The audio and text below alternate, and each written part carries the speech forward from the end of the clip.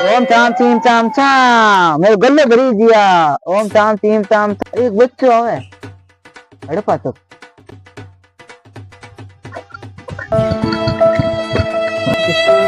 ना मां बोल नादान बच्चे क्या हुआ अति का बच्चा बाबूजी ओम चाम चीम चाम चा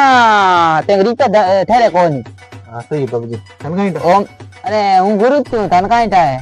ओम चाम चीम चाम चा तो पूरे दिन काम करे कड़िया दुखे मगर दुखे सब दुखे पग हाथ दुखे तन काई अरे और दुखे मेरे तो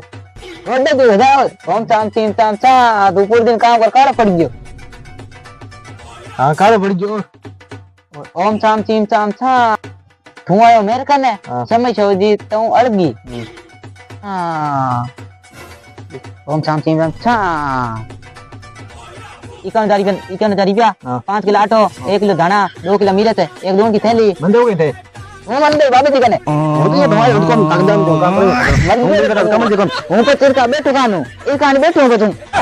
भावे समय से सही कने मारे घर तो आटो कौन खाओ दे तने